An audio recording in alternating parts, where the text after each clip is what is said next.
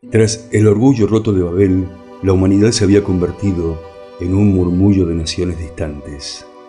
La gran historia colectiva se había hecho añicos y durante generaciones el mundo siguió girando, lleno de hombres y mujeres que nacían, vivían y morían bajo el sol, construyendo ciudades, adorando a sus dioses de piedra y metal, olvidando poco a poco el jardín, el arca, la torre. Pero el silencio de Dios no era un silencio de olvido, era un silencio de espera. Estaba buscando no a una nación, no a un ejército, buscaba un corazón.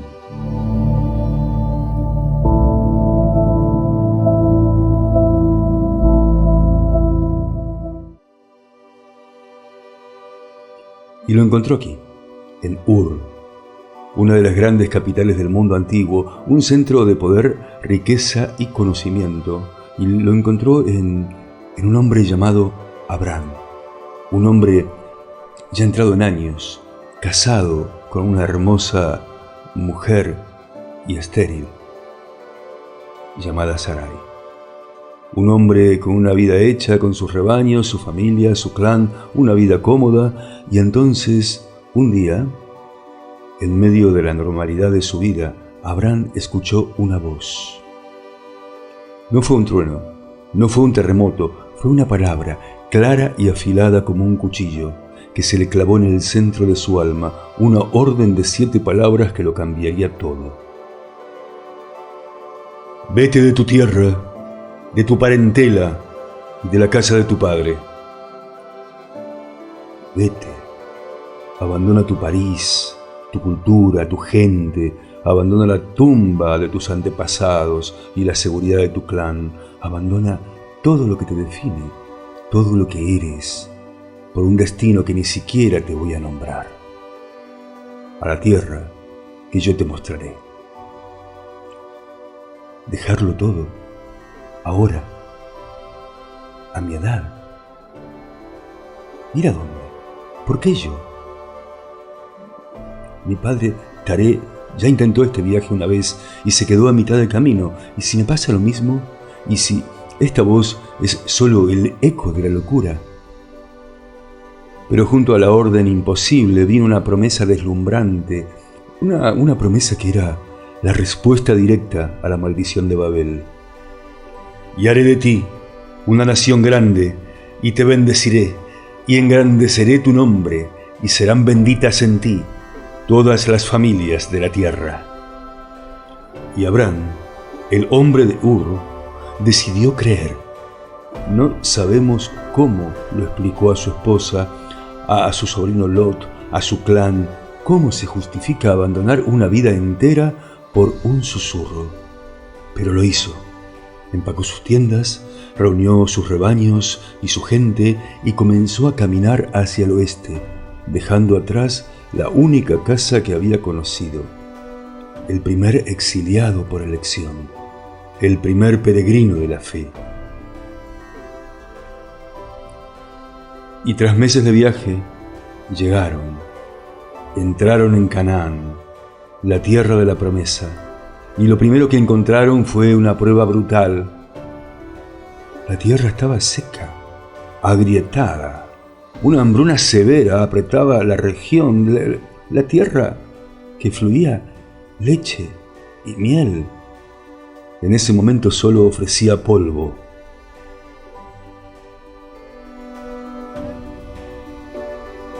La fe de Abraham, tan fuerte como para abandonar su hogar, flaqueó ante el hambre. En lugar de clamar a la voz que lo había guiado, miró un mapa y tomó una decisión pragmática: bajar a Egipto, la superpotencia del mundo antiguo, el granero del Nilo, un lugar de abundancia, pero también de peligro. Y el miedo se apoderó de él. Miró a Sarai, su esposa, cuya belleza era tan excepcional que llamaba la atención. Y el hombre que había hablado con Dios se sintió pequeño y vulnerable ante el poder del faraón. Pensaba, estos hombres no temen a Dios. Si ven a Sarai y la desean, me matarán para quedarse con ella sin cometer adulterio. Todo este viaje, la promesa, acabará aquí, en una tumba anónima en tierra extraña por culpa de la belleza de mi mujer. Y trazó un plan nacido del pánico, un plan que lo perseguiría durante años. Le pidió a Sarai que mintiera, que dijera que era su hermana. Una verdad a medias que era una mentira completa, sacrificando la dignidad de su esposa para salvar su propia vida. Y efectivamente, la belleza de Sarai deslumbró a la corte, y fue llevada al palacio del faraón, y a Abraham, el supuesto hermano, lo cubrieron de regalos, ovejas, vacas, siervos, un tesoro comprado con el honor de su mujer.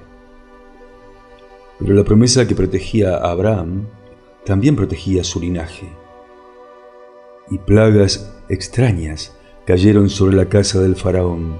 El rey, aterrorizado y astuto, entendió que el problema no era una maldición local. El problema era la mujer hebrea, y cuando descubrió la verdad, su furia fue implacable. Fue expulsado de Egipto, no como un héroe, sino como un mentiroso, humillado públicamente.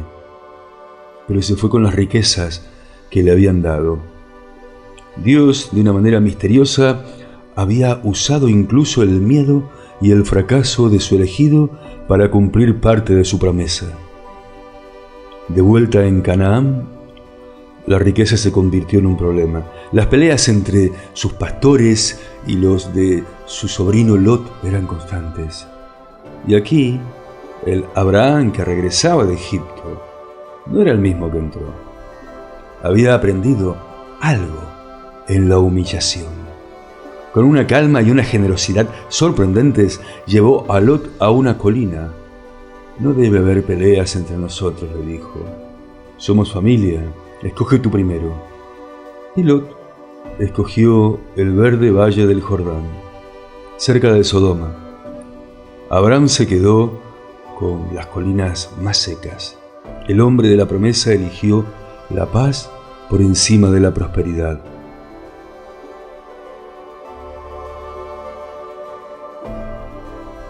La vida en el valle no fue tan pacífica. Una guerra estalló y Lot fue tomado como botín.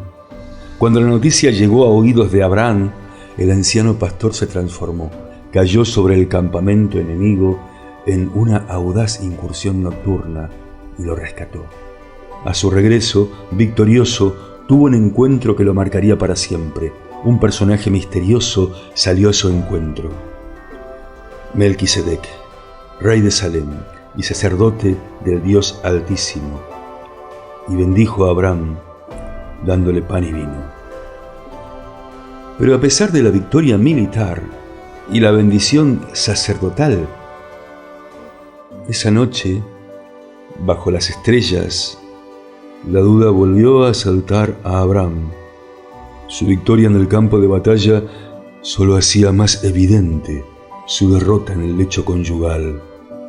Y en la intimidad de su tienda, le habló a Dios con una honestidad desgarradora.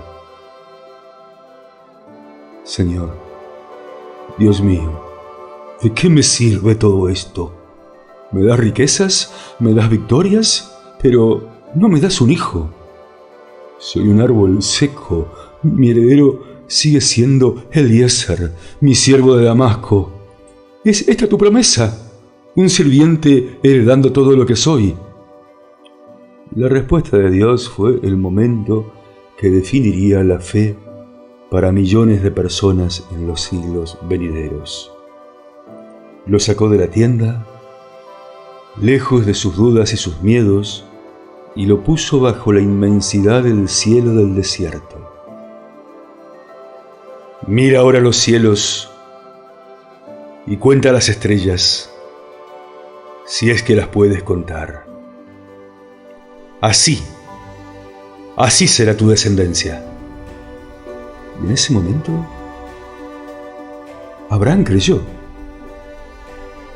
Y esa fe le fue contada por justicia, pero Dios quiso ir más allá. Quiso sellar esa promesa con un pacto, un ritual solemne y terrible. Le pidió a Abraham que partiera por la mitad varios animales y los colocara en 2 hileras. Al caer el sol, un sueño profundo y un pavor, un horror de una gran oscuridad cayeron sobre Abraham. Y entonces vio una antorcha de fuego, una presencia divina pasar por en medio de los animales sacrificados. Era Dios mismo jurando por su propia vida. El mensaje era claro: si yo no cumplo esta promesa, que me suceda lo que a estos animales. El pacto estaba hecho. La promesa de un hijo y de una nación incontable estaba sellada con fuego divino. Pero la realidad en la tienda de Abraham seguía siendo la misma: un hombre anciano y una mujer estéril. ¿Cómo puede una promesa tan grande nacer de un vientre tan cerrado? La fe es creer en la promesa, pero la espera... la espera pone a prueba los corazones más fuertes.